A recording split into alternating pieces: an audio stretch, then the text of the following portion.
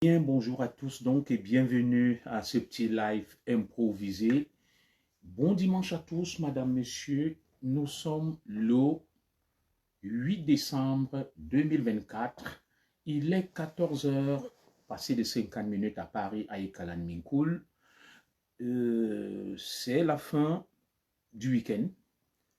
J'ai vaqué à mes activités et je vais devoir un peu analyser, détricoter avec vous l'actualité syrienne, la chute d'un dictateur Bachar el-Assad, le dictateur syrien.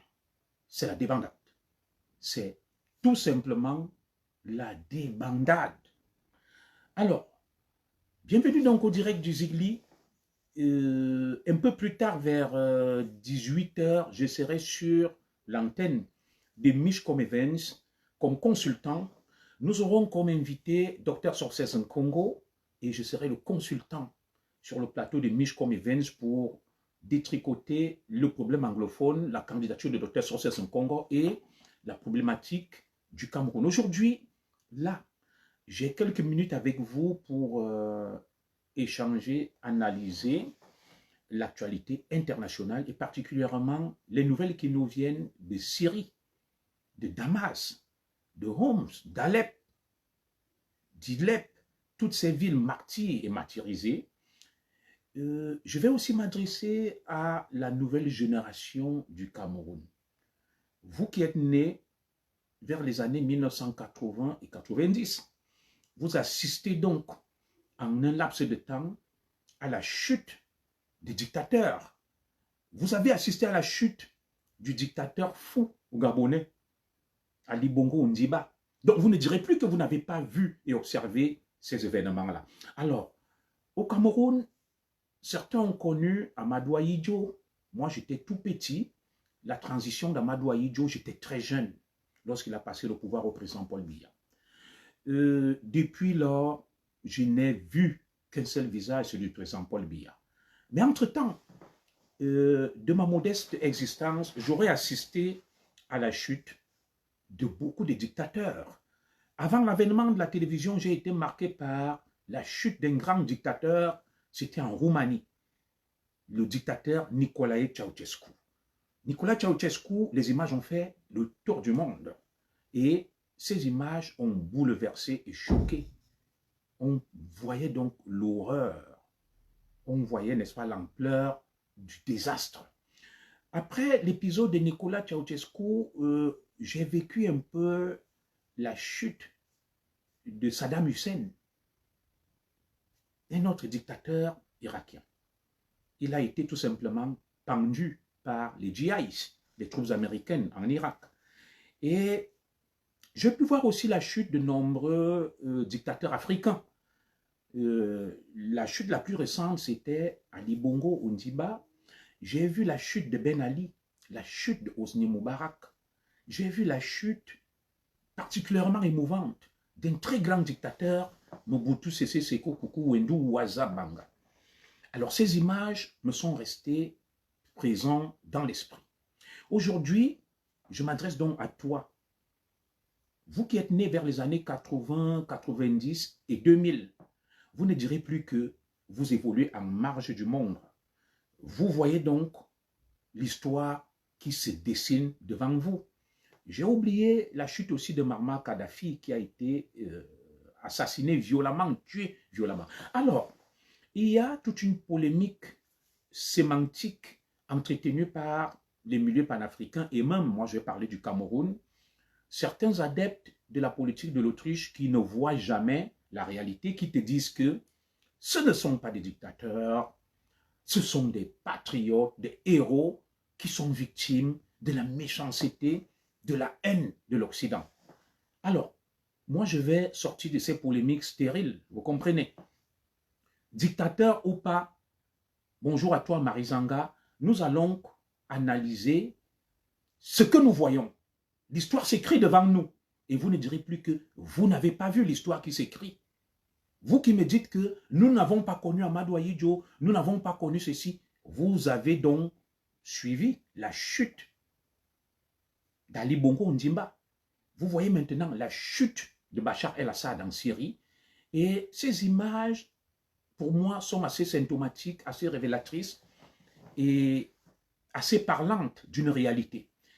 Et lorsque je suis sur mon tuteur, mon écran de contrôle des images qui défilent sur les médias streams internationaux, je vois une euphorie, une liesse populaire des Syriens qui sont en joie.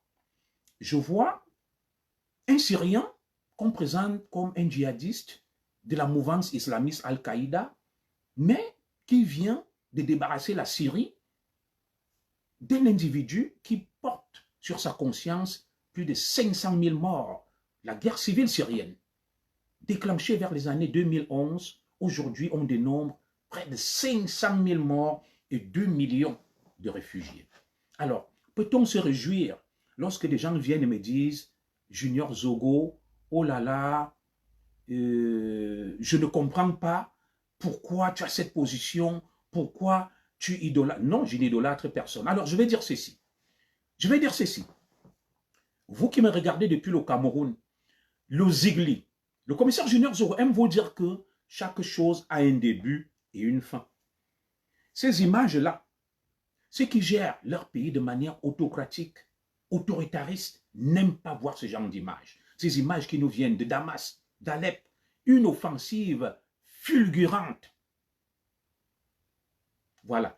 Moi, je ne vais pas rentrer dans ces logiques, mon frère Abomo Philippe Christian, que c'est une stratégie qui visait à porter notre coup à la Russie via cette supposée révolution. C'est le mal qui nous ronge, nous, Camerounais, nous, Africains. Alors, lorsque je faisais mes études, on m'a dit qu'il y a des valeurs universelles. Mon cher frère Abomo Philippe Christian, il y a des valeurs universelles. Je vais passer sur le direct de Mishcom Event, je vais évoquer cette question là-bas. Nous, les Africains, on trouve toujours des explications à tout, et particulièrement les Camerounais. Lorsque quelqu'un échoue au Cameroun, tout est la faute de l'Occident, des impérialistes. Quelqu'un n'arrive pas à satisfaire sa femme, il accuse l'Occident. Des gens dirigent sur haute instruction, volent et pillent, c'est la faute des impérialistes occidentaux. Tu massacres 500 000 de tes citoyens, on dit non, c'est parce que la Russie. Alors, moi, je vais me poser une petite. Qu'est-ce qu'il y a? Ah, d'accord, ok, j'arrive. Vous m'excuserez, je vais revenir vers vous tout à l'heure là. Je reviens vers vous. Donnez-moi quelques minutes, s'il vous plaît. Continuez à écrire, je vais venir vous lire. J'arrive, j'ai une urgence.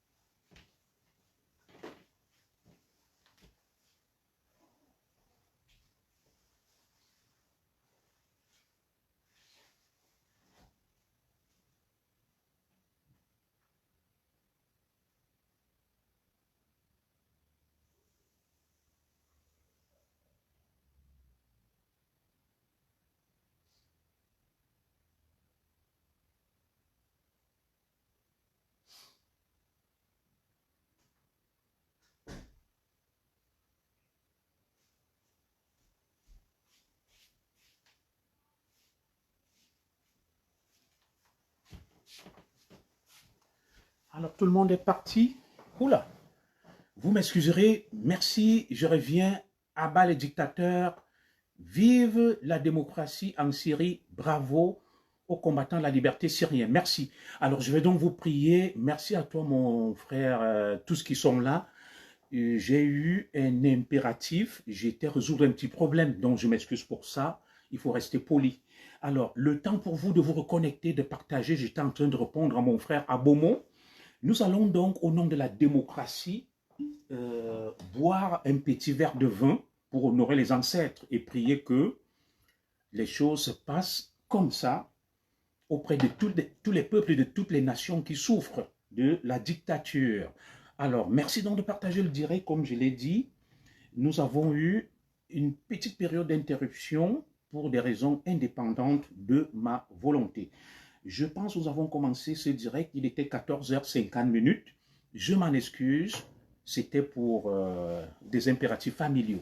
On va donc boire ce sang de Jésus-Christ. Comme vous voyez, j'arbore donc un bob aux couleurs Mekimoboro, le rouge. Et ça, c'est du vin rouge. On boit quelques gorgées. Bien évidemment, l'abus d'alcool est dangereux pour la santé. Je vais revenir donc sur la problématique syrienne. Après cette petite parenthèse, pour des raisons, comme je l'ai dit, indépendantes de ma volonté, je m'en excuse très humblement et sincèrement. Monsieur Abomo Philippe était en train de me dire c'est un plan des impérialistes occidentaux pour mettre la Russie en difficulté. Très bien. Moi, je suis contre cette fuite en avant de la part d'un certain nombre d'Africains qui n'assument rien. C'est toujours la faute des autres. Bonjour à toi, Georges Duroy. C'est toujours la faute des autres. L'Afrique est sous-développée, l'Afrique est en retard à cause de l'impérialisme occidental. Oui, il y a en partie la responsabilité des impérialistes occidentaux, mais il faut éviter cette fuite en avant. Et j'en ai discuté avec beaucoup de gens et je leur ai dit ceci. Est-ce que c'est l'impérialisme occidental qui a fait en sorte qu'on tue Martinez Zogo? Est-ce que c'est à cause de l'impérialisme occidental qu'on a torturé Longuet Longuet? Est-ce que c'est à cause de l'impérialisme occidental que M. Ferdinand Ngongo dirige le Cameroun sur haute instruction?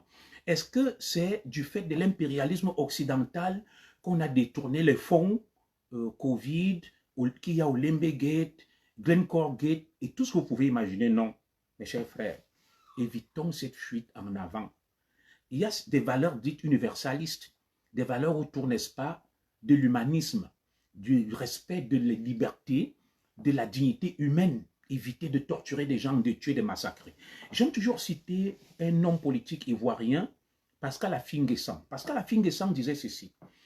Un homme politique responsable, un homme d'État est celui qui évite l'abattoir à son peuple, celui qui évite d'entraîner son peuple à l'abattoir. Alors, je peux imaginer un tant soit peu que un certain nombre de dirigeants, n'est-ce pas, fantasques, pour la plupart originaires et ressortissants, j'aime pas cette expression le tiers-monde, mais je vais utiliser du sud, de l'hémisphère sud, soient toujours catalogués et brocardés comme des héros qui s'opposent à l'impérialisme de l'Occident en torturant, en tuant, en massacrant leur propre population, en pillant et en volant.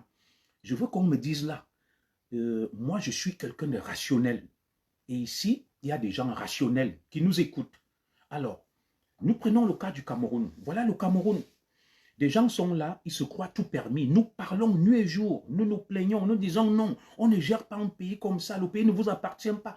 Eux aussi en Syrie, la dynastie des Alaouis, dont est descendant Bachar el-Assad, dans ce pays cosmopolite. Parce que, faut-il le rappeler, la Syrie est véritablement une mosaïque où on retrouve des sunnites, des chiites, des alaouites, des chrétiens, des coptes, des kurdes et des druzes, et que sais-je encore.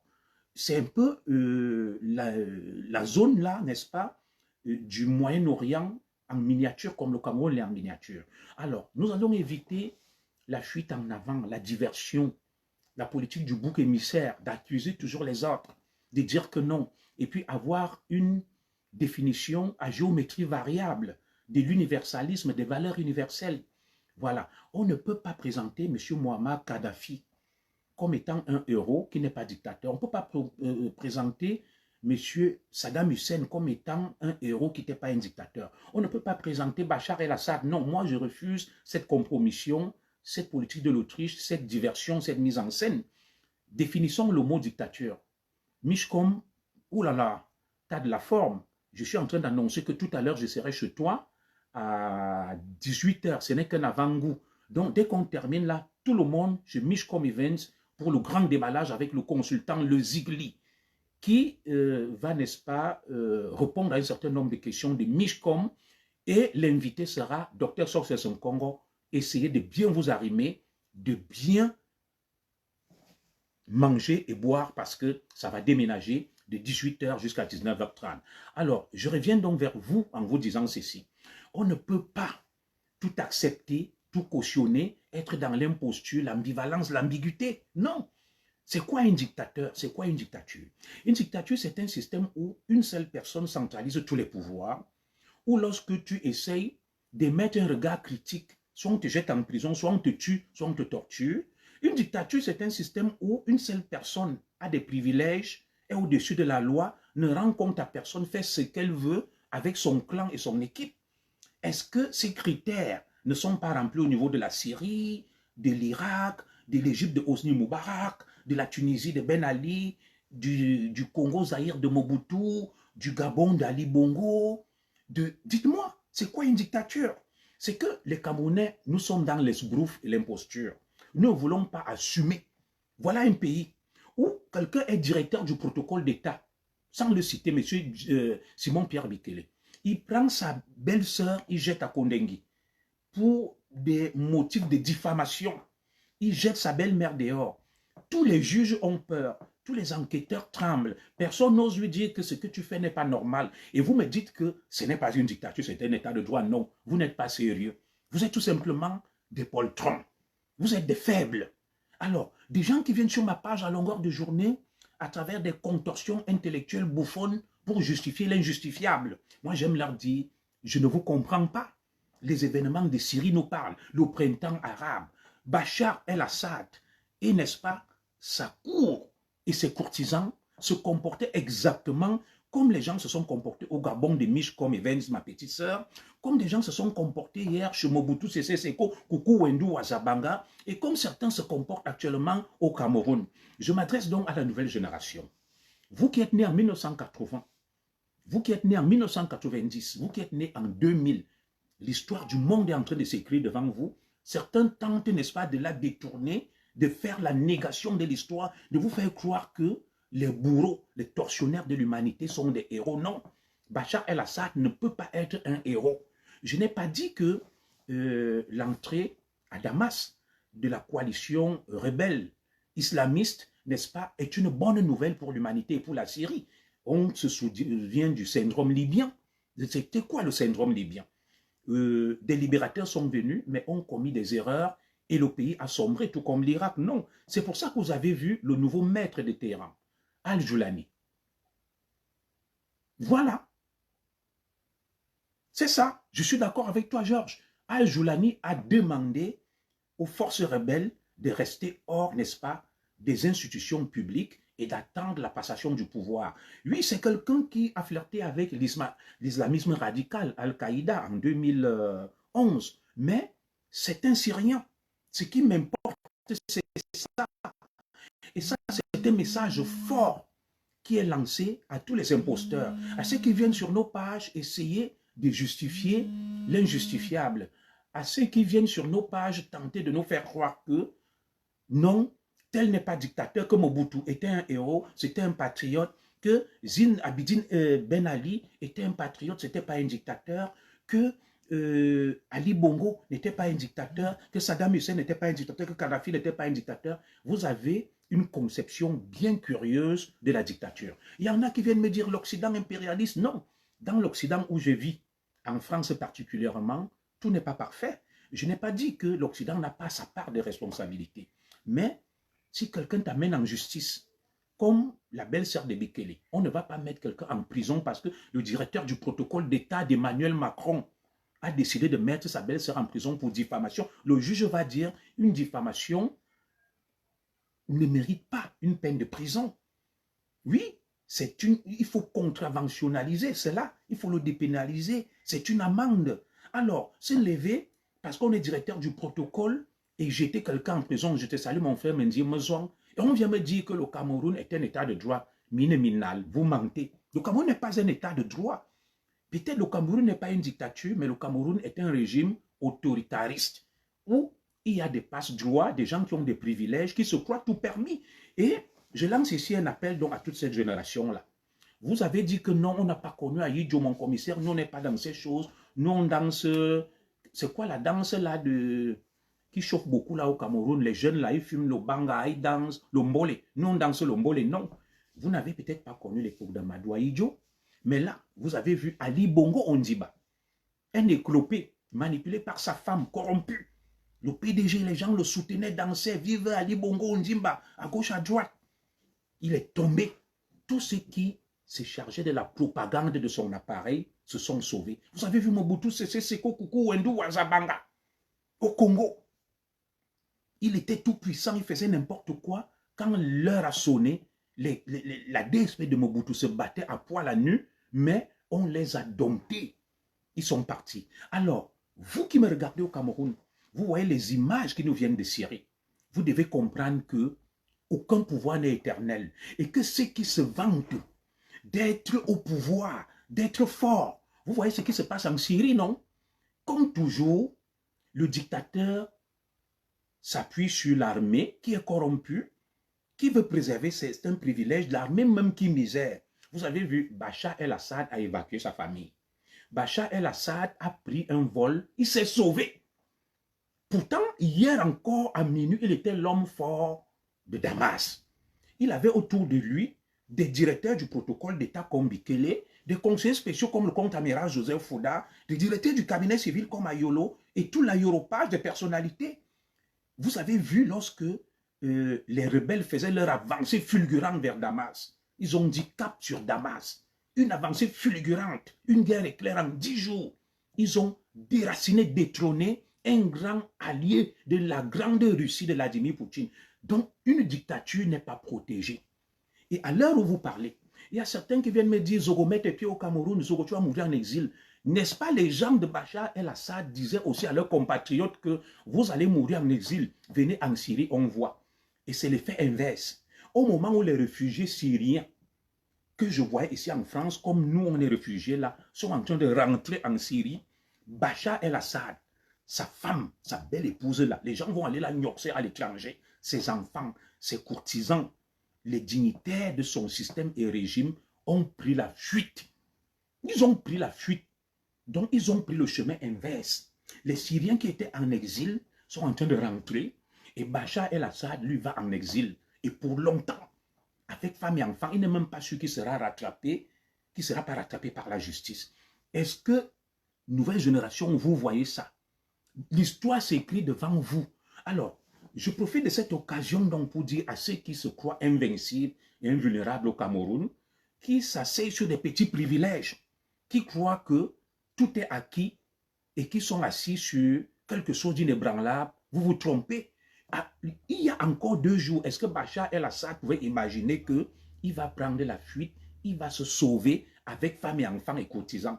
Les militaires de Bachar el-Assad, ils enlèvent les tenues. Personne ne veut plus dire qu'il était militaire dans son régime. Donc, vous avez vu, Bachar el-Assad avait aussi une garde présidentielle. Il avait des services secrets, il avait des forces spéciales. Mais ça n'a pas empêché que, n'est-ce pas, une coalition hétéroclite de rebelles sur fond de djihadisme fonce en 10 jours, prennent toutes les grandes villes, mettent en déroute toute une armée, tout un système, avec le grand soutien de la Russie.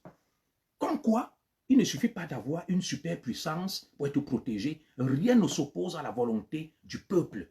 Quand le peuple s'énerve, on foudroie. Vous avez vu les rebelles syriens en 2011, lorsque cette guerre éclate, avec l'aide de Vladimir Poutine qui est adulé par les Africains et par les Camerounais. Mais curieusement, tous ceux qui adulent Vladimir Poutine ne vont jamais vivre en Russie.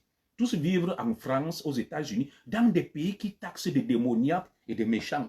Mais dans les bons pays où règnent, n'est-ce pas, les droits de l'homme, la liberté comme la Russie, d'après eux, ils n'y vont pas. Ils n'y vont pas. Moi, je connais des Africains qui étaient en Russie, qui sont rentrés ici, qui se plaignent du racisme, qui n'ont rien. Donc, c'est le paradoxe du Camerounais et de l'Africain. La Russie est un exemple pour eux. Vladimir Poutine est un grand homme. L'Iran, c'est une grande nation. Ceci, cela. Mais curieusement, ils ne mettent pas leurs pieds en Iran. Ils ne mettent pas leurs pieds en Russie. Ils vivent chez leurs ennemis, comme elle me dit mon frère Nouma. Celui qui n'aime pas l'Occident quitte l'Occident. Comment tu peux vivre chez quelqu'un que tu détestes et qui est à l'origine de tous les maux, mais celui que tu adules, hein, mon frère Georges Duroy, explique-moi ce paradoxe du Camerounais et des Africains. La Russie est le meilleur pays au monde. L'Iran est le meilleur pays au monde. La Corée du Nord est le meilleur pays au monde. Saddam Hussein est le meilleur dirigeant. Bachar el-Assad est le meilleur dirigeant. Mais curieusement, aucun ne met les pieds en Russie, en Syrie, en Iran, au Liban avec le Hezbollah, mais tous vivent en Occident. L'Occident qui les diabolise, qui considère comme des mauvais, des méchants, des diables. Tous vivent là. Ils ne mettent pas leurs pieds en Russie. Ça s'appelle tout simplement les esbroufs, l'imposture, l'incohérence et la mise en scène. Vous tentez de justifier l'injustifiable. Parce que lorsqu'on essaie, n'est-ce pas, de cocher des grilles de la dictature, c'est quoi une dictature? Le Cameroun n'est pas loin d'une dictature. Au Cameroun, tu parles. À Tanganji se lève. Il te dit que celui qui va critiquer le président Biya, il va au Yuma. Le préfet Djumfundi se lève, il te dit que celui qui va critiquer le président Biya. Et vous venez me parler sur ma page pour me dire que Zorotu soutient les djihadistes. Mais au Cameroun, il y a des djihadistes. Les Atanganji sont des djihadistes. Quelle est la différence entre Atanganji et ce que vous appelez les djihadistes? Oui, je veux savoir. Vous dites que les autres sont des djihadistes. Al-Joulani qui a pris le pouvoir. Le peuple syrien est fier du libérateur Al-Joulani qui vient de les libérer de 50 ans de dictature des Alaouites du clan Assad.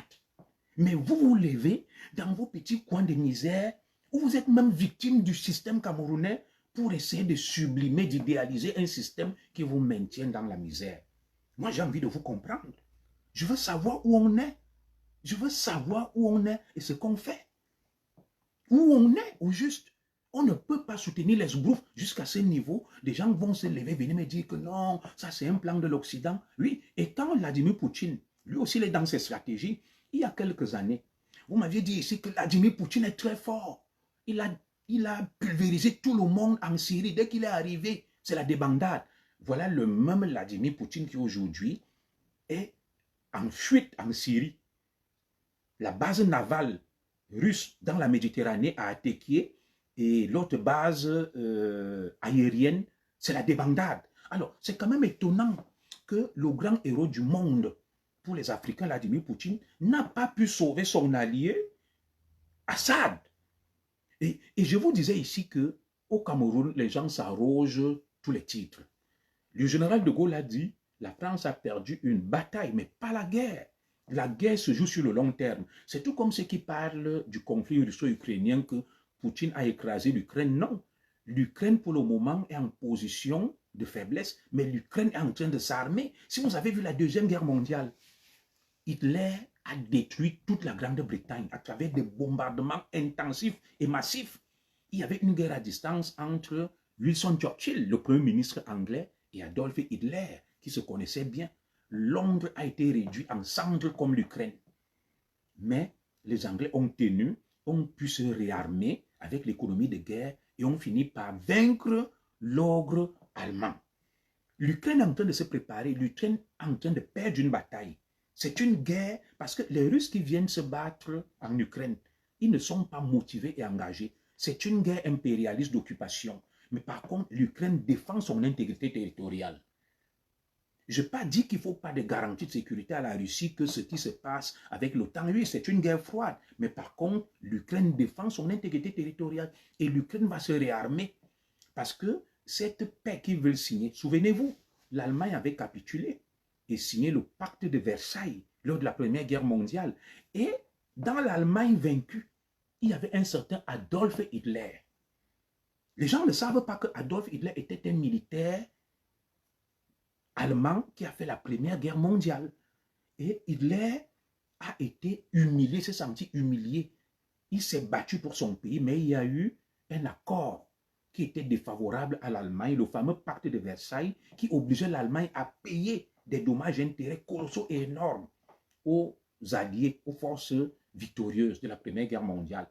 Hitler s'est plié. L'Allemagne a perdu une bataille. L'Allemagne, stratégiquement, s'est réarmée, s'est réorganisée, et l'Allemagne a occupé tous ces pays-là. La guerre éclair, le Bill Christ, ils ont occupé tous ces pays, les ont massacrés, dominés. Donc, ceux qui se disent là que non, Poutine, vous voyez déjà la petite Ukraine, Poutine utilise l'artillerie lourde pour écraser l'Ukraine et tout le temps brandit la menace de l'arme nucléaire. L'Ukraine va faire semblant de signer des accords de paix. L'Ukraine va se réarmer et se doter de l'arme nucléaire. Et dans ce qu'on appelle la dissuasion nucléaire, la dissuasion stratégique, ils vont donc dire maintenant aux Russes que nous avons aussi désormais la même arme que vous. Vous tirez, vous nous attaquez par le nucléaire, nous aussi on vous attaque. C'est ce que les Ukrainiens vont faire. Ils sont en train de mettre en place une stratégie sur le long terme pour récupérer leur territoire. Donc, militairement, on peut gagner, on peut perdre une bataille sans perdre la guerre. Et c'est ce qui se passe au Cameroun. Lorsque nous disons aux turiféraires du système du président Paul Biya que aucun pouvoir n'est éternel, cessez de voler, de piller, de jeter des Camerounais en prison innocemment, de faire n'importe quoi, de briller par toutes sortes de dérives, parce que le pouvoir qui est entre vos mains n'est pas éternel. Les images qui nous viennent de Syrie sont assez révélatrices, n'est-ce pas, de la temporalité, du côté temporel du pouvoir. C'est la débandade. Dans l'armée de Bachar el-Assad, il y avait des colonels, des généraux, des commissaires divisionnaires, des ministres, des faucons, comme Atanganji et le reste, des hautes instructions, les Ngongo. Mais aujourd'hui, ils ne savent plus à quel sens se vouer. Vous avez vu, vous, génération de 2000, de 90 et de 80, vous avez donc vu la débandade. Quand on vous dit que la fin d'une dictature, vous allez voir les images qu'on va vous montrer dans les prochains jours. Oui, vous allez voir les images qui vont venir de Syrie, comment on va humilier, sortir les archives sur les exactions commises par le clan Assad, avec des prisons politiques. Vous avez vu ce qu'on appelle les djihadistes, ils ont libéré tous les prisonniers politiques. Le pays est en euphorie et je pense que les nouveaux dirigeants ont anticipé et compris le syndrome libyen et irakien. Il ne faut pas qu'ils démantèlent les institutions actuelles. C'est d'ailleurs pour ça que le Premier ministre, vous avez vu, le Premier ministre Al-Jabali, syrien, qui s'est rendu, il a dit, je vais coopérer et je suis prêt. C'est comme ça que j'aime dire, vous allez voir demain. Les mêmes qui vous disent là que nous sommes avec Paul Biya. Vous vous souvenez, Henri Bandolo a écrit un livre, La flamme et la fumée, pour parler d'Ahidjo, qui a perdu le pouvoir, qui a tenté le coup d'État. Le même Henri Bandolo, quand Ahidjo était président, était un lèche-botte d'Amadou Ahidjo. Un béni, oui, oui. C'est comme ça aussi que demain, vous allez voir Charles Ndongo écrire un livre sur Paul Biya. Comme Henri Bandolo a écrit La flamme et la fumée, lui va écrire L'eau et le feu sur Paul Biya et dire tout le mal qu'il pensait. Ne vous fiez pas aux apparences. Ne vous fiez pas aux apparences. Les gens sont là avec des costumes, ils abusent des Camerounais, ils font n'importe quoi. Je vous dis, le système du Cameroun, il faut aménager une sortie honorable au président Paul Biya. Je l'ai toujours dit, archiver ce direct, je n'ai rien pour le président Biya. Je ne souhaite pas une fin similaire au président Biya. Mais je dis ceci, ce qui encourage le président Biya à se maintenir au pouvoir en 2025, malgré son âge avancé, sa fatigue et le pays qui ne contrôle plus, vous porterez la responsabilité de ce qui va arriver demain au président Biya et à sa famille. Les rebelles là, c'est depuis 2011 qu'ils se battent, 13 ans de libération, et en 10 jours, ils ont pris toutes les villes. Vous vous souvenez de la bataille d'Alep, des milliers de Syriens massacrés. Et des Camerounais se lèvent pour me dire que Bachar el-Assad est un héros, c'est un patriote, il aime son peuple. 500 000 morts. 500 000 morts en Syrie. Des gens se lèvent pour me dire que non, c'est un patriote, il aime son pays, il est gentil. Est-ce que nous sommes sérieux? Est-ce que nous sommes sérieux lorsque nous soutenons de telles impostures?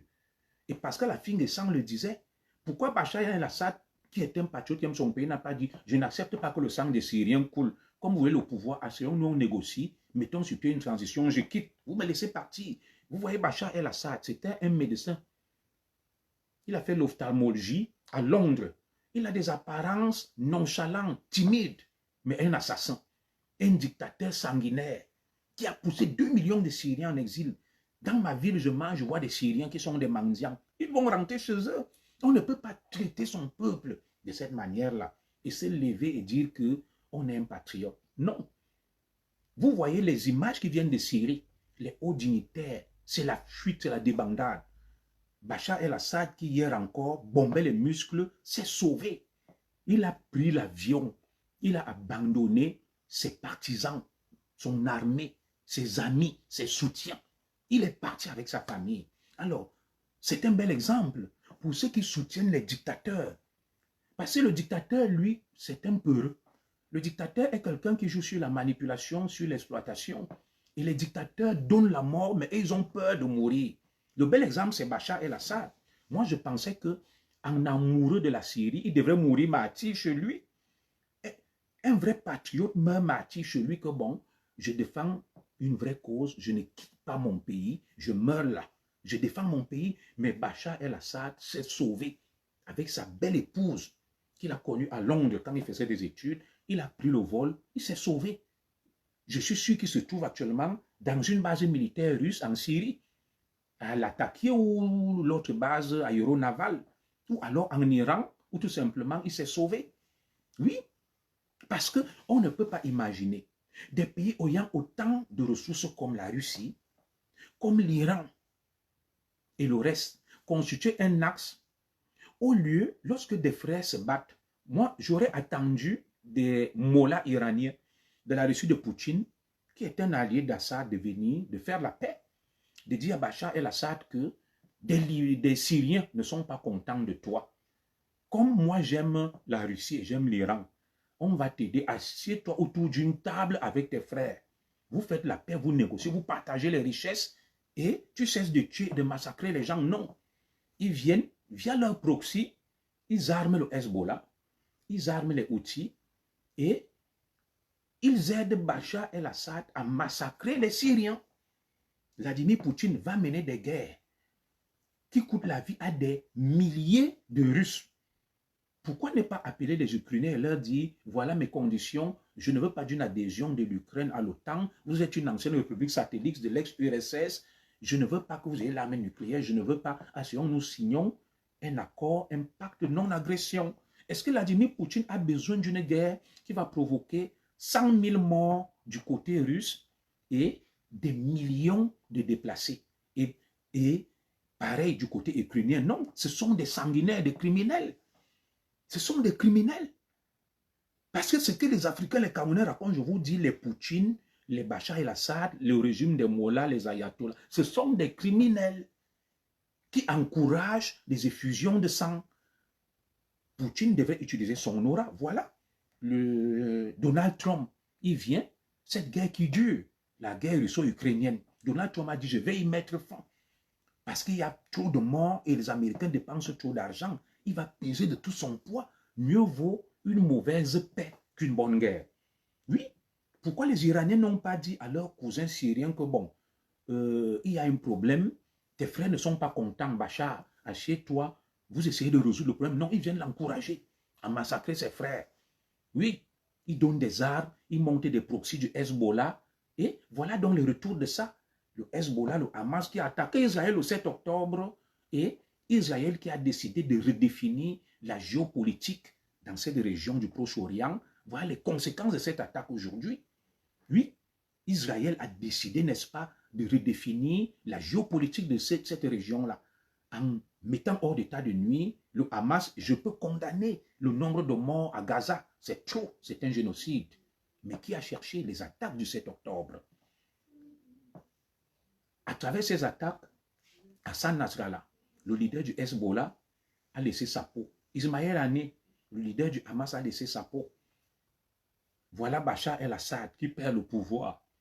L'Iran même se sent menacé. La Russie, qui s'est engagée sur plusieurs fronts, ne peut plus mener des guerres. Vous voyez, la Russie ne peut pas tout faire. Voilà, la grande Russie, depuis 2 ans en Ukraine, elle piétine des milliers de morts. La Russie ne peut pas être sur tous les fronts. Donc, les gens qui se réjouissent très vite que, oh, Poutine est très fort, il a pulvérisé les Occidentaux, en Syrie. Voilà donc la grande Russie de Poutine. C'est la débandade en Syrie. Parce que les Africains et les Camerounais sont trop émotifs. Ils ne réfléchissent pas sur le long terme. Il faut toujours réfléchir sur le long terme. Une guerre se gagne sur le long terme. Une guerre, on ne la gagne pas sur une bataille. Ce n'est pas parce que tu es venu avec des avions, tu bombardes. On ne gagne pas une guerre contre son peuple. Comme je vous le dis au Cameroun, l'étincelle, au Cameroun, il y a déjà un ferment. Ce sont les séparatistes anglophones qui pouvaient l'imaginer, que des gens prennent des armes au Cameroun. Bon, l'armée camerounaise croit les avoir matés. Non, mais cette armée ne les a pas matés. Ils sont là en repli, ils ont perdu des gens comme la coalition rebelle qui vient de chasser en 10 jours Bachar el-Assad. Les forces vont se reconstituer et si ceux qui encouragent le président Biya à se représenter en 2025 atteignent leurs objectifs, il y aura encore d'autres mécontents, des francophones et autres qui vont se joindre aux anglophones, qui vont essayer, n'est-ce pas, de faire quelque chose par d'autres moyens. Et ne soyez pas étonnés donc que quelqu'un qui est désespéré, si nous là, nous on est en exil, si Dieu me donne vie, alors le président Biya se maintient. Les faucons lui disent, ne tend la main à personne. Les Ogo, les Remingono, les Nganang Nouma doivent mourir en exil. Vous pensez qu'à un moment, voilà, vous pensez qu'à un moment, nous, on va continuer à croiser les bras, ne pas dire que bon, nos frères même anglophones qui sont là, on va essayer d'aller mener une coalition avec eux pour foncer à Yaoundé. Donc, nous, on va toujours regarder Ngongo, dirigé sur haute instruction, à Tanganji, nous maltraiter, les Bikele, Simon Pierre, on est là, ils mangent, ils profitent avec femmes et enfants, nous, on se plie, on se soumet, on dit, ouais, nous, ils sont les descendants de Sokoto. Non, à un moment, on va dire, ce n'est pas possible. Mouraouaou. Et c'est ce qui s'est passé en Syrie. Le problème anglophone peut devenir un problème des francophones. Les désespérés et les déçus du système Biya vont dire, bon, on a tout fait, ces gens nous font le hop-eye, on va voir. Et c'est ça dont je dis qu'il ne faut pas encourager les extrêmes. Il ne faut pas encourager le président Biya à aller jusqu'au bout, de peur qu'on ne voit les Maman Chantal Biya, les Brenda finir comme des Bachar el-Assad. Vous ne les aimez pas. Le président Biya peut encore sortir par la grande porte en 2025, même en passant la main à quelqu'un de son système. Mais c'est qu'il encourage à continuer alors qu'on sait que le pays va mal. Il y a le mécontentement. Rien n'est fait. Oui, Akeremoun a été un candidat. Je vais consacrer des émissions sur ça, Georges. On y reviendra. L'émission d'aujourd'hui, je sais que tu es un fidèle des fidèles que j'apprécie beaucoup. Voilà, c'est sur la chute des dictateurs. La chute des dictateurs. Et les images que nous voyons venir de la Syrie sont assez révélatrices, n'est-ce pas, de la réalité, du côté, n'est-ce pas, à la limite ridicule de la dictature. On ne peut pas vaincre son peuple. Bachar el-Assad avait aussi tout ce que le Cameroun a. Des forces spéciales, le BI, la garde présidentielle, la DGR, les services secrets, tout. Des colonels, des généraux, des stratèges. Bachar el-Assad était d'ailleurs un allié de la Russie, la puissante Russie de Poutine.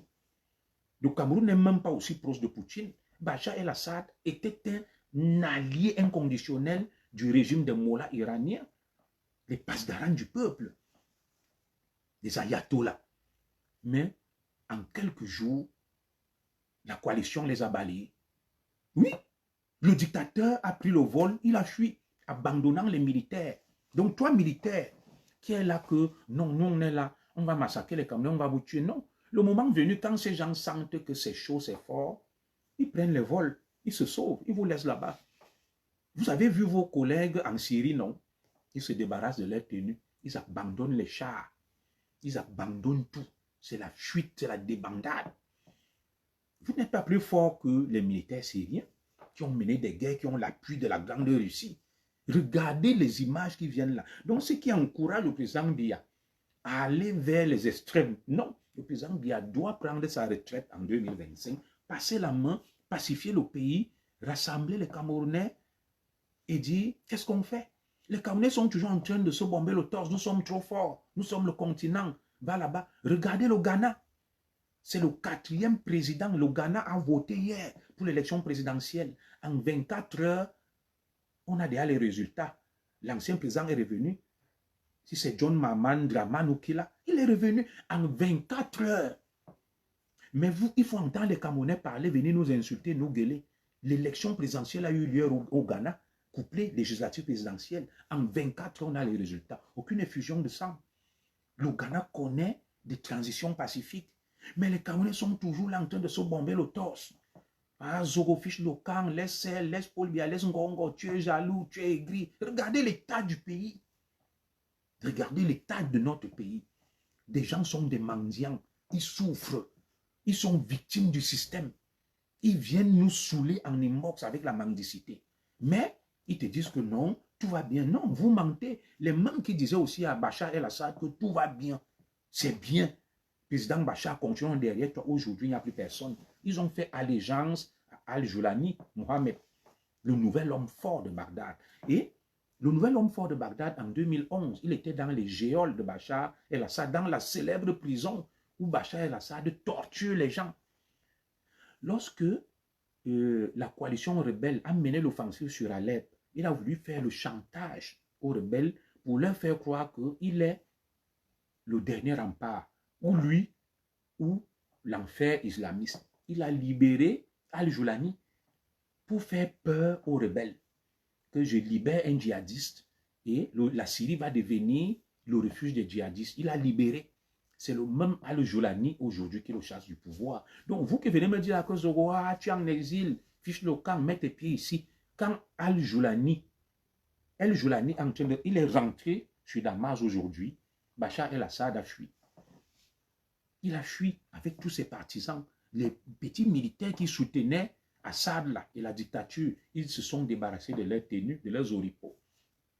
Ils se fondent dans la foule et la masse. Ils n'osent plus assumer qu'ils étaient des militaires, des farouches défenseurs, ardents défenseurs de la dictature.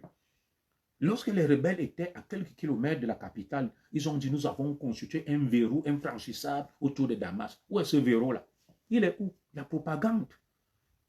Inutile.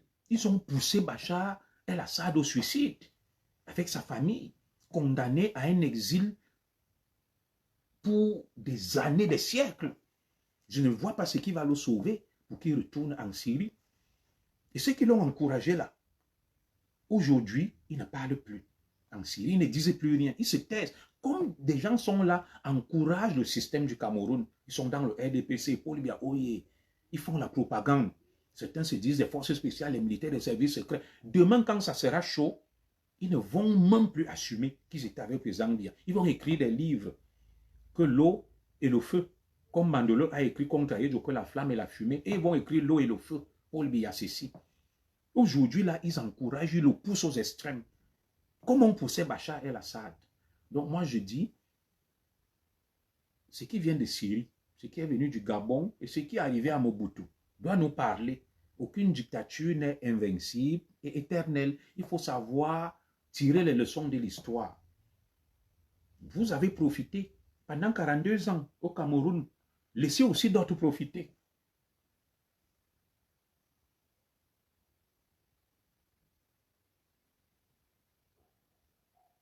Laissez aussi d'autres profiter.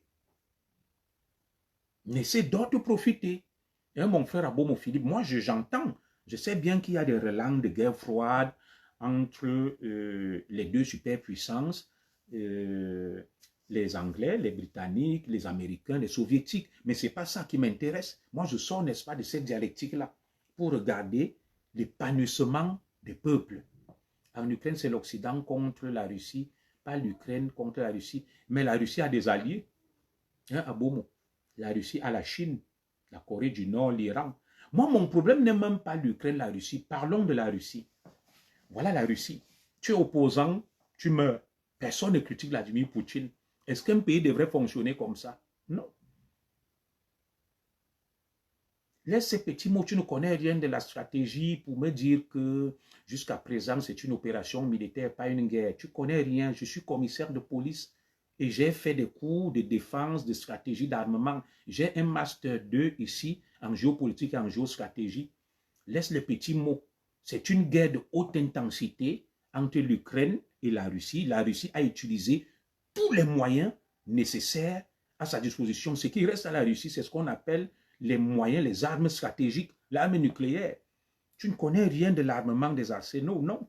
La Russie utilise ce qu'on appelle son arsenal en dehors des armes stratégiques en Ukraine. Tu as vu les derniers missiles, la Russie utilise tout son arsenal. Non, arrêtez ces petits mots. Le problème est là.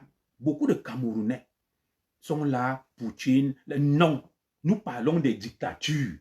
Bachar el-Assad a affamé son peuple. Il y a eu 500 000 morts. Il y a eu des déplacés de guerre, des fuites. C'est de ça qu'on parle. Point. Laissons la diversion, les petits sujets à gauche, à droite. Je n'ai pas le monopole du savoir. Si je n'ai pas, je suis sur ma page. J'ai le monopole du savoir face à toi. Parce que, tu n'as pas fait une formation militaire à Bomo. Ici, je l'ai. Je suis commissaire de police. J'ai un master en géopolitique, en géostratégie. Et c'est mon direct. C'est mon direct. Que la Russie, moi je ne parle pas de la Russie. Laisse-moi cette imbécilité. Je parle de la dictature, des chutes des dictateurs. Tais-toi et écoute.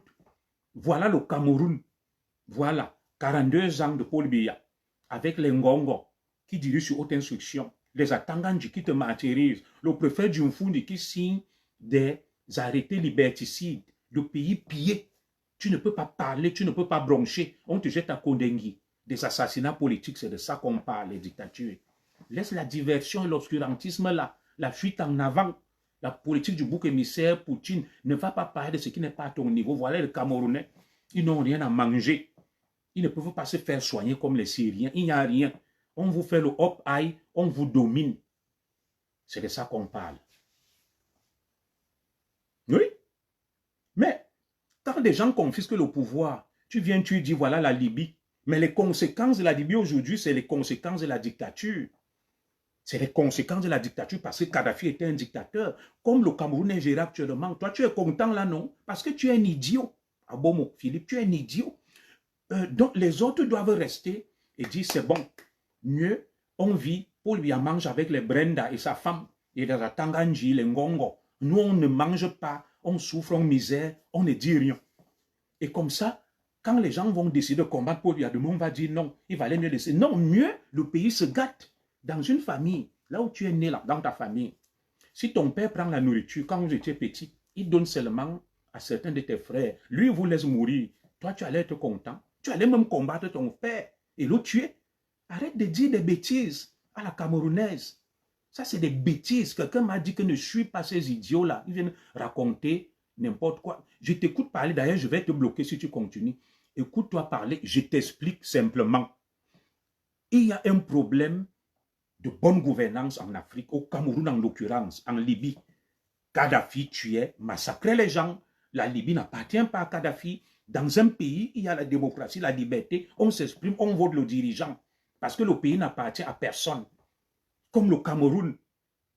Non, ce n'est pas qu'on essaie de discuter. Quand on discute, il faut être raisonnable. Il ne faut pas venir avancer des élucubrations pour dire que la Libye, je te parle que tu te lèves, tu dis non. La dictature, voilà. Ton père, comme le Cameroun, voilà. Certains ont des privilèges. Ils profitent, ils font n'importe quoi aux autres. Nous, on est en exil. Ce n'est pas des injures. C'est, je te qualifie, tu es un idiot. Parce que les idées que tu soutiens sont aux antipodes du bon sens. Et il faut qualifier l'idiot idiot. C'est comme ça. Je ne sais même pas qui a masqué ton commentaire. Bah, tu continues. Moi, je ne suis pas là pour toi. Si tu veux, tu pars ouvrir ta page, tu fais les directs. Je ne discute pas avec des idiots, des obscurantistes. Il y a un minimum de bon sens quand on va discuter. Oui, si tu ne veux pas te faire insulter, tu quittes. Tu ne viens pas soutenir des idioties, des imbécilités. Donc, les gens doivent croiser les bras et dire que non, mieux vaut une bonne dictature où on est là, les autres mangent, ils nous abusent, ils nous écrasent, ils pillent, ils sont au-dessus de la loi. Oui, vous voyez comme le Cameroun là. La cousine de la première dame, Marion Nyanjok, on l'extrait des griffes de la justice, mais on jette les autres en prison. Et un abon va venir me dire que non, mieux vaut ça. Non, jamais. Jamais de la vie. Tous les pays ont mené des guerres pour se libérer. Même en Russie, les gens ont combattu les Tchars. Aux États-Unis, il y a eu des guerres de libération. Bon, je l'enlève, même si sans tu ne l'as pas toi-même. Mon direct n'est pas pour toi, je suis obligé de te bloquer. Ah bon, mon Christian. On va le bloquer. Hop. Il y a des gens qui n'aiment pas rester tranquille. Je vais le bloquer. Madame Zoro, comment on peut même faire pour bloquer cet idiot-là? Je le bloque. Voilà, bloqué. Hop. Bloqué. On continue notre direct. Donc, ah bon, c'est bon. Je n'ai jamais soutenu l'injustice, peu importe où. Et de quoi donc tu parles? Je t'ai bloqué. C'est des gens qu'on envoie pour venir distraire. Voilà. L'injustice, c'est quoi? Les peuples se battent pour se libérer parce qu'il y a une poignée qui confisque le pouvoir, les privilèges, les avantages. Et face à ça, qu'est-ce que les autres doivent faire? Pour dire que non, comme on veut la paix, nous, on misère toute notre vie. On laisse les autres profiter, manger, boire, s'occuper de leurs enfants, les placer. Et comme nous, on veut la paix, on a peur de la guerre, mieux vaut on se soumet jamais. Nulle part au monde, ça ne s'est vu. Monsieur Abomo, jamais. Tu viens te montrer véhément et vindicatif. Voilà le pays entre les mains des prédateurs, le Cameroun, des monstres. Quand demain, des gens vont dire, ça fait 42 ans que ça dure, que non, on ne peut pas continuer. On va dire non, la dictature était mieux, il fallait laisser Ngongo manger, il fallait laisser Atanganji nous persécuter, il fallait laisser le préfet du Mfundi nous persécuter, il fallait laisser l'Obi brimer, maltraiter les... Non, mieux on garde le pays, devient un gouverneur parce que, et comme ça, tous les peuples sont passés par là. Personne n'est plus camerounais que l'autre. Les Camerounais parlent là, ça fait des années que ça dure, que non, c'est trop. Ça ne peut pas être les mêmes qui sont toujours là comme Bachar el-Assad. Il faut penser à passer la main. Il faut un autre leadership. Il faut une autre élite. Il faut aussi que d'autres accèdent aux affaires. Il faut plus de justice sociale. Il faut redistribuer les richesses du Cameroun. Vous dites non.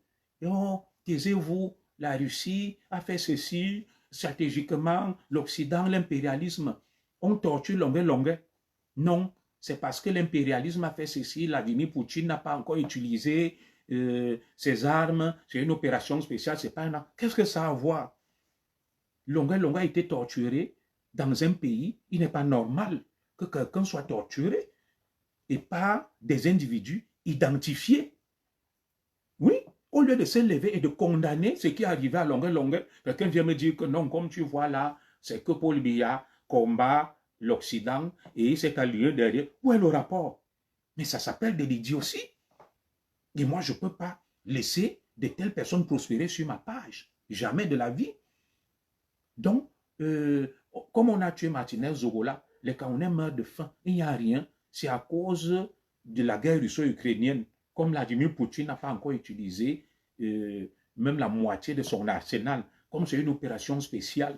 Où est le rapport? Bachar el-Assad, un dictateur, il est là, il maltraite son peuple, il affame son peuple, il fait n'importe quoi, il passe s'associer à Poutine. Poutine n'a pas à aller soutenir les dictateurs. Poutine doit soutenir des démocrates, les peuples. Poutine doit plutôt défendre la Syrie contre une attaque étrangère. C'est ce qu'on attend de lui. Mais si les Camerounais se lèvent pour dire à Paul Biya que non, on n'est pas d'accord, que tu laisses les Ngongo, les Atanganji, les Nganunjumesi et le reste, nous exploiter, nous manipuler, nous piller, nous on les combat. Poutine ne doit pas venir s'aligner derrière Paul Biya et Ngongo pour combattre d'autres Camerounais. Poutine doit venir aider le Cameroun, par exemple, si la France attaque le Cameroun, si l'Amérique attaque le Cameroun. Voilà, Poutine n'a pas à se mêler des affaires internes de la Syrie, comme les gens ne se mêlent pas des affaires internes de la Russie. Poutine est président là-bas à vie. Il manipule le pouvoir comme il veut. Pourquoi les autres ne vont pas lui parler? C'est de ça qu'il est question. Voilà, il est donc allé soutenir Bachar el-Assad. Et mon frère Patrice Ngassam, 10 ans après, voilà Bachar el-Assad qui s'écroule, qui s'effondre. La Russie est même plus que jamais en difficulté. Non, on ne peut pas aller aider un méchant, un tueur, un assassin. On ne soutient pas les assassins, les meurtriers. Non. Des guerres internes, tu ne te mêles pas. Si tu as un ami qui persécute sa femme et ses enfants, et tu viens l'aider à persécuter sa femme et ses enfants, mais tu es un méchant. Dites-moi si ce que je dis est faux. Si tu aimes ton ami, dis-lui que non, frérot, je ne peux pas te laisser maltraiter ta femme et tes enfants. Je suis ton ami, traite bien ta femme et tes enfants. Je ne vais pas venir aider mon ami à tuer, à massacrer sa famille. Ça ne se fait pas. Et tu te lèves pour me dire que celui qui vient aider son allié à tuer les siens est un héros. Non, il n'est pas un héros. Jamais de la vie. Ce n'est pas un héros. Poutine est un héros pour les zombies, les esprits zombifiés, les mêmes qui ont faim, qui viennent se plaindre en Nimbos que vraiment, je n'ai pas le travail, je n'ai pas le concours, je n'ai rien à manger, je ne peux pas me faire soigner. Aide-moi là, mon commissaire, peux-tu m'envoyer 10 000, peux-tu m'envoyer 20 000, même si tu as 1000 francs, envoie-moi. Ce sont les mêmes qui vont venir te dire que Paul Biya a le meilleur système, Paul Biya est trop bien, vraiment, Paul Biya travaille. Non, si Paul Biya travaille bien, mais tu ne peux pas te nourrir, tu ne peux pas payer tes médicaments, tu ne peux rien faire. Toi, tu viens me saouler avec la mendicité, mais tu me dis que Paul Biya travaille bien. Non, tu n'es pas sérieux, tu manques de cohérence. Voilà, comme les Camerounais disent là que nous n'en avons pas après le président Biya. Alors, c'est simple. Le président Biya a fait son temps. Dis-moi, pardon, mon frère Patrice Ngassam, je veux me servir de toi comme baromètre. Qu'est-ce que je dis là qui n'est pas vrai? Et il faut sortir, n'est-ce pas, de ces chemins des gens comme Abomo Philippe Christian. Ce sont des zombifiés, en fait. Ce sont des zombifiés. Le syndrome de Stockholm, ils sont envoyés pour distiller l'inertie, la léthargie, ce qu'on appelle le laxisme idéologique. Le laxisme idéologique. Tirer la société vers le bas. Voilà. Où est le rapport? Quelqu'un massacre ses populations, oui, une guerre stratégique. Non, on n'aide pas quelqu'un à tuer ses frères. On n'aide pas quelqu'un à jeter ses frères en prison, à les maltraiter. Quand quelqu'un maltraite ses frères, on vient lui dire que non, je suis ton ami, je dois te donner des bons conseils. Assieds-toi autour d'une table avec tes frères, arrangez le problème. Mais si vous êtes attaqué, de l'étranger veut vous défendre. Mais comme c'est entre vous des frères, je ne me mêle pas. Basta. Tu ne vas pas venir soutenir un monstre qui massacre ses frères, les prive de liberté, les affame. Aujourd'hui, donc, puisqu'il aime trop la Syrie, moi je m'attendais à voir Bachar el-Assad mourir, des armes à la main, puisque lui, il a massacré plus de 500 000 Syriens. Donc lui aussi, il a peur de la mort. Moi, je pensais que quand on est dictateur, on n'a pas peur de la mort. Puisqu'on donne la mort aux autres, la mort n'est rien, on banalise la mort. Donc autant mieux aussi mourir soi-même. Mais je remarque que tous les dictateurs ont tellement peur de la mort. Tous les dictateurs ont tellement peur de la mort, les Mobutu. Dès qu'ils sentent la mort venir, ils fuient. Il fallait voir Mobutu se sauver de Kinshasa. Les véhicules allaient 1000 à l'heure. Pourtant, Mobutu tuait, torturait. Oui, comment on se plaît là? Bachar el-Assad torturait les opposants, les jetait en prison comme on torture les longueurs. Dès lors qu'un pays s'en sauvage, des disparitions, des exécutions extrajudiciaires, des actes de torture, des vols, des pillages. Mais vous allez toujours voir des gens qui vont venir là pour me raisonner. Ce n'est pas moi qui torture les Camerounais, ce n'est pas moi qui les tue. Quelqu'un va venir me dire, ah Zoro, tu étais un commissaire corrompu. Le même qui vient me dire ça, il connaît des commissaires milliardaires qui sont au Cameroun. Il ne va jamais les condamner, ni les dénoncer, mon frère Patrice Ngassam. Le Camerounais vient te dire que Zogo, je suis parti du Cameroun en 2006 de la police. Dans cette police, il y a des milliardaires qu'on connaît. Hein? Il y a un qu'on chante là, c'est mon petit frère, je l'aime bien, Maurice. Tout le monde sait qu'il est milliardaire. Mais le Camerounais va venir dire que Zogo, tu es un corrompu, c'est toi qui gâtais la police. Mais il ne va jamais prononcer le nom de Maurice, qui est mon petit frère que je salue, que j'aime bien. Je n'ai rien après lui. C'est juste pour illustrer une vérité. Mais il va venir dire que c'est Zogo. Le problème de la police camerounaise, depuis plus de 18 ans, je n'y suis plus. Mais dans cette police, il y a des milliardaires. Il ne va jamais les citer. Il va éviter les tortionnaires de longueur. Il ne va même pas dire un mot. Il va voir Brenda qui gaspille l'argent du compte. Il ne va pas parler. Les scandales vont sortir, celui du compte amiral Joseph Fouda, celui de Bikele. Comme sa belle famille, le bon Camerounais ne va rien dire. Mais quand il va me voir, il va dire, Zogo, tu crois même que quoi? Fiche la paix aux gens. Il va s'acharner sur moi. Il aura de la haine. Alors que je ne dois rien au Cameroun. Je ne suis en rien responsable de ce qui lui arrive. Ceux qui sont même les bourreaux du Cameroun, il les évite, il les encense. Expliquez-moi. Comment vous comprenez ces paradoxes-là, cette dialectique? L'esclave qui refuse de s'affranchir. L'esclave qui s'attaque à ceux qui essayent même de le défendre. Et qui idéalise et pharaonise ses bourreaux. C'est ça le Cameroun. Quelqu'un vient sur mon direct comme Abomo.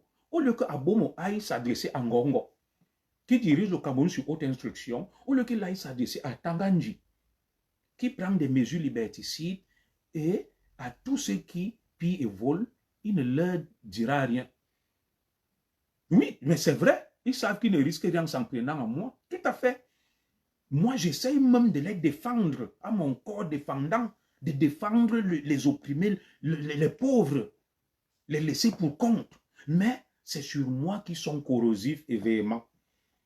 Mais dès que tu vas dire à un Camerounais, là, que qu'est-ce que tu penses de l'affaire de Longueur, il se tait. Il dit que comme tu vois là, il se gratte la tête, Paul Biya est un stratège, la guerre en Ukraine, c'est une opération spéciale. Les Camerounais vont te parler des ordres. Ils vont te commenter la situation du Ghana, donner de grandes idées, mais chez eux, ils vivent le cauchemar. Regardez le Ghana. Le Ghana connaît des transitions. L'élection présidentielle a eu lieu au Ghana. Des présidents partent, reviennent.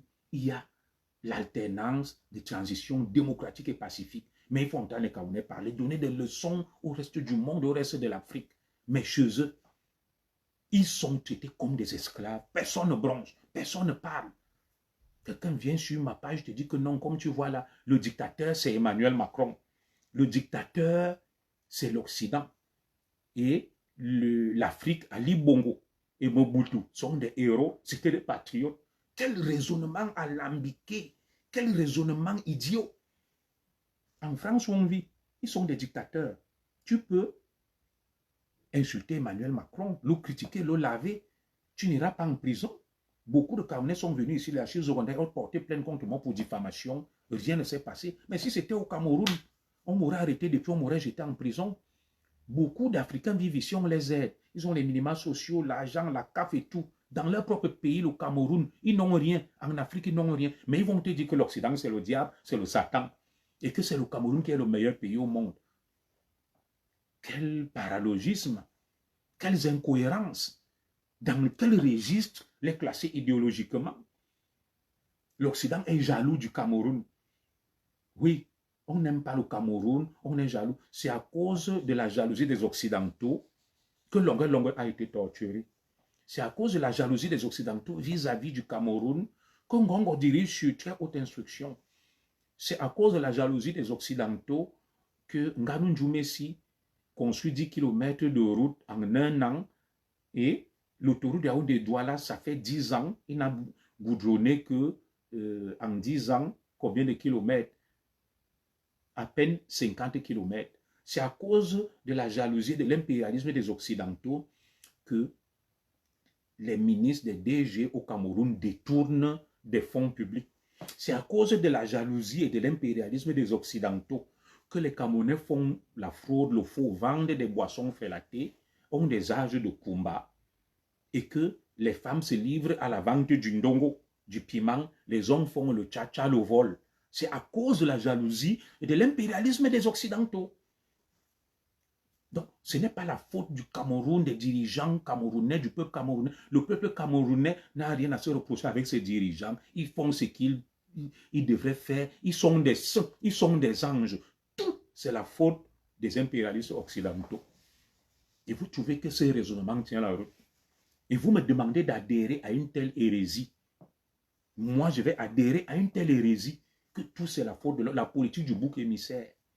Rejeter toujours la faute sur les autres. N'est jamais assumé. On est responsable de rien. Quelqu'un est chez lui, le zizi ne se lève pas. C'est à cause de la jalousie et de l'impérialisme des Occidentaux. Quelqu'un vole et atteint de la kleptomanie, détourne tout, est méchant. C'est à cause de la jalousie et de l'impérialisme des Occidentaux. Le directeur du protocole d'État du Cameroun, Simon-Pierre Bikele, jette sa belle-sœur à Kondengui sur des histoires de Congossa et jette sa belle-mère dehors à cause de la jalousie et de l'impérialisme des Occidentaux. Le président Paul Biya est âgé et fatigué et ne contrôle plus le pouvoir à cause de la jalousie et de l'impérialisme des Occidentaux. Brenda Biya boit les Dom Pérignon, les champagnes, mène une vie de débauche en Suisse vers le lac Léman et vous, on vous demande de financer sa vie de luxure à travers l'impôt sur le revenu des personnes physiques à cause de la jalousie et de l'impérialisme des Occidentaux. Tout ce qui se passe au Cameroun et en Afrique, tout ce qui ne marche pas, c'est à cause de la jalousie et de l'impérialisme des Occidentaux. Vladimir Poutine est très bon. Il va venir sauver les Africains de tous ces maux-là. Donc, quand Vladimir Poutine va venir, les femmes au Cameroun vont cesser de vendre le ndongo. Les Camerounais vont cesser d'être des escrocs, des arnaqueurs. C'est à cause de Joe Biden et d'Emmanuel Macron que certains Camerounais font le tcha-tcha escroc. Les femmes vendent le ndongo. d'autres mentent, ils ne vivent que de la malhonnêteté. C'est à cause de la jalousie et de l'impérialisme des Occidentaux. Quelqu'un est là, il refuse d'aller à l'école, d'aller apprendre. Quand il échoue, c'est à cause de la jalousie et de l'impérialisme des Occidentaux. Ils détestent tellement les Africains, les Camerounais, que même les femmes, ils ne veulent pas que vous preniez. Ils ne veulent même pas que vous mangiez. Ils sont contre tout. Les fonds qui ont été détournés dans le cadre de la lutte contre le Covid, c'est à cause de la jalousie, de l'aigreur des Occidentaux et de leur impérialisme vis-à-vis du Cameroun. L'Olembe Gate, les fonds de la canne détournés, c'est à cause de la jalousie, de la méchanceté des impérialistes occidentaux. Est-ce que vous entendez parler? La guerre du Nozo qui a déjà fait 50 000 morts, c'est à cause de l'impérialisme et de la jalousie des Occidentaux. Il faut m'arrêter ça. Donc moi je vous dis, les images de Syrie doivent nous parler. Nous voyons la débandade, la fuite. Ceux qui se bombaient le torse hier aujourd'hui se font tout petits, rasent les murs. Comme ceux qui se bombent le torse au Cameroun aujourd'hui. Il est temps donc de réfléchir, de tirer les leçons de la fin et de la chute des dictateurs. Parce qu'une dictature, ça se termine toujours mal, dans la débandade, dans la confusion, comme vous avez vu au Gabon hier, et comme vous le voyez en Syrie aujourd'hui, et comme à une certaine époque, vous avez vu avec Mobutu. Ça se termine toujours dans la pagaille. Des fuites, des assassinats, des meurtres. Et vous allez donc voir maintenant comment Bachar el-Assad va lire l'heure avec sa femme. Lui qui était le maître de Damas, il va lire l'heure. Il va donc apprendre maintenant à vivre sans être président. Et ce qu'il disait aux Syriens qui étaient ici partout en France, il m'en disait que venez en Syrie, on voit aujourd'hui, les Syriens là sont en train de rentrer chez eux. Des enfants sont nés à l'étranger, ils ne connaissaient pas la Syrie. J'ai vu ces images, j'ai versé des larmes. Ils sont rentrés chez eux. Les enfants qui sont nés dans des camps de réfugiés en Turquie. Et un peu partout, ils ont regagné leur pays, leur terre natale. Nous saluons ici le coup de main donné par le président turc, Recep Tayyip Erdogan, qui a financé, formé et armé ces rebelles pour libérer, parce qu'il en avait marre des réfugiés syriens en Turquie. On ne peut pas priver les gens de leur patrie, de leur nation, de leur terre. Aujourd'hui, c'est Bachar el-Assad qui devient un apatride, qui va aller vivre à l'étranger, qui s'est sauvé, qui va dire l'heure. Il va dire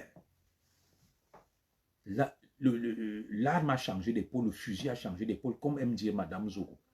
Vous voyez, non? Les gens aiment dire au Cameroun que mettez pieds au Cameroun, on t'attend ici. Les Syriens qui disaient ça aux autres, que mettez vos pieds en Syrie, on vous attend ici. Ils ont pris la clé des champs. Ils se sont sauvés. Ils se sont sauvés.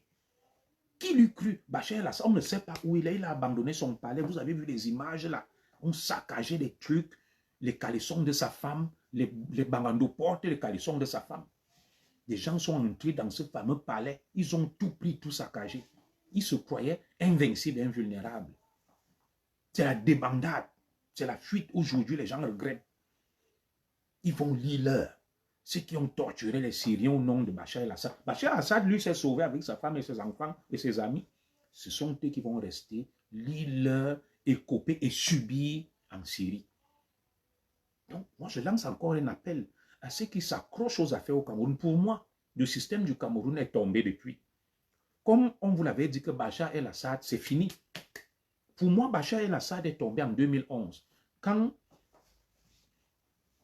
des Syriens ont pris les armes contre son régime en 2011. Il a essayé de retarder l'échéance, la chute, la fin, mais c'était peine perdue, c'était un coup d'épée dans l'eau.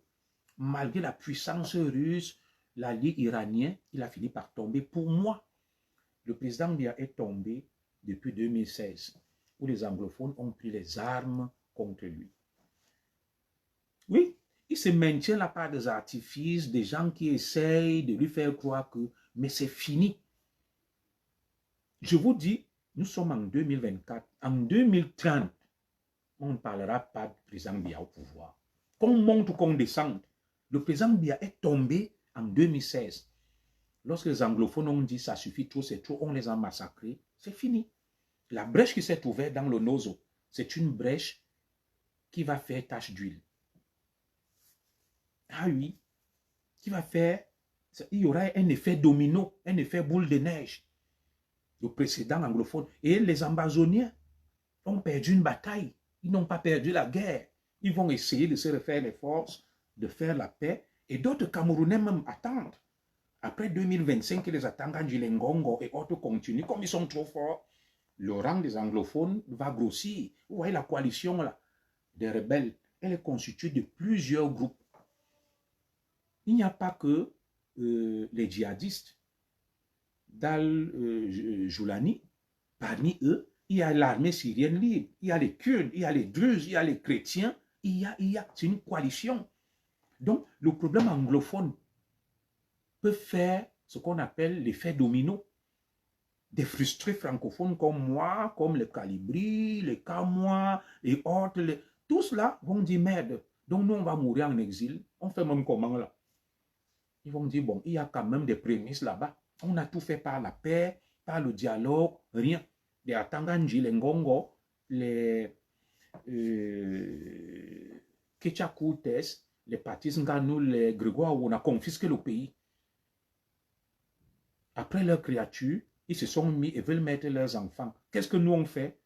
Bon, il y a une brèche qui s'est ouverte avec les anglophones. Allons un peu voir l'affaire là. Tu commences à entendre peut-être d'ici 2028 qu'une coalition constituée des Amazoniens, de la Fédération Ekan, du groupe Ekalan Minkul est en train de foncer vers Yaoundé parce que nous n'allons pas accepter mourir en exil. Nous attendons encore pour voir que bon, le président Biya, du haut de sa sagesse, va quand même pacifier, calmer le pays, libérer les Fogués, les Biboum Nissak, tous les prisonniers politiques, remettre en place un véritable état de droit, mettre en place une transition, signer des lois d'amnistie, indemniser tous ceux qui ont été victimes, tendre la main, pacifier le pays avant de partir. Mais s'il ne le fait pas, je crois que malheureusement en 2030, qu'il n'y ait pas que les Amazoniens qui vont se diriger vers Yaoundé.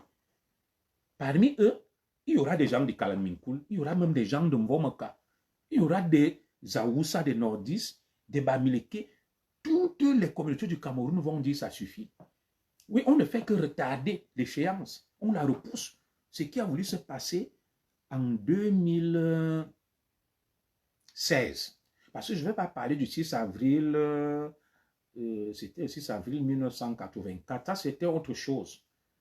Ce qui s'est passé en 2016 avec les anglophones ne sera qu'un remake. Comme les rebelles, ils ont replié à Alep, ils ont constitué les QG, d'autres sont allés en exil. Donc, les anglophones sont là, ils vivent en autarcie, on appelle ça des cellules dormantes. Et leurs rangs vont grossir. Si les Atangans se maintiennent, les Ngongo et autres en 2025, le président Biya toujours là comme un épouvantail, ne contrôlant rien, les laissant gérer, voler, piller, torturer, tuer, massacrer les Camerounais. D'autres Camerounais vont sur les anglophones. Ils vont leur dire, laissez même que l'affaire Ambazonie là. Bon, vous vous battez pour l'Ambazonie. Quand on va arriver, on va voir. Nous, on se bat pour Ekalan Minkul. Moi, je me bats pour Baham. L'autre se bat pour Sarbayene. Toute cette agrégation va converger. C'est ce qu'on appelle la convergence des luttes, des désespérés. Oui, ceux qui ont pris Damas avec le sang aux yeux, c'est des désespérés. Ils étaient dans la désespérance. Ils ont dit comment? Notre propre pays, depuis 2011, on ne met pas les pieds. Quelqu'un est là à Damas avec le long cou comme l'Autriche. Il nous terrorise, il nous domine. Qu'est-ce qu'on fait? Ils ont pris les armes. Ils ont pris les armes. En 10 jours, ils ont terrassé le régime de Damas. En 10 jours. Pourtant, Bachar avait utilisé les armes chimiques contre eux. Il les a massacrés, il les a tués. Ils ont replié, se sont refait l'effort. Ils ont perdu une bataille, mais pas la guerre. Et là, ils sont revenus en force, ils ont gagné la guerre. C'est ça qu'on appelle gagner une guerre. Les Amazoniens ont perdu une bataille. Je n'ai pas dit que ce qui se passe, ils ont raison. Mais il faut résoudre les problèmes. Parce qu'il y a une résolution même des Nations Unies demandant au régime syrien de s'asseoir autour d'une table, de négocier avec les autres composantes politiques de la Syrie. On enferme le président Paul Biya dans une tour d'ivoire. Les autres se bombent le torse. Ils croient être les détenteurs de la science infuse. Ils n'écoutent personne. Ils nous maintiennent en exil. Ils nous terrorisent. Les gens meurent de faim. On se moque de nous. On dit, ah, vous êtes des rebus. Jusqu'à quand ça va durer? Le rang des mécontents, des désespérés ne fait que grossir au moment où le président Biya, s'il a la sagesse avec son entourage, devrait dire non. Calmons la situation, appelons-les, asseyons-nous autour d'une table, pacifions le pays, Reparons nos erreurs, demandons pardon, excusons-nous. Tous ce sont les enfants du Cameroun, avançons. Mais les gens ne font que creuser le fossé, l'agrandir, augmenter le mécontentement. Et demain, vous attendez à quoi? Le rang des mécontents va grossir et face à la désespérance, au désespoir, on est obligé de recourir à des méthodes extrêmes. Et personne ne viendra dire que non, pourquoi tu as fait ça? Parce que quand vous vivez au Cameroun, là, vous voyez vos femmes, vos enfants, tout ça là, vous êtes tranquille, les autres ne vivent pas, ils sont en exil, d'autres sont morts, des villages ont été rasés. Ces gens ont la rancune, la rancœur. Et s'il n'y a pas la paix, la pacification, la réconciliation, le dialogue, vous voulez que les choses marchent comment? Donc moi, je vais m'arrêter là pour aujourd'hui. On se retrouve chez Mishcom Events. Je serai le consultant. Elle a un invité, Dr Success Nkongo, à 18 h tout à l'heure sur sa page. Que Dieu bénisse le Cameroun, que Dieu bénisse les combattants de la liberté, de la démocratie, et que Dieu évite le scénario syrien et libyen au Cameroun.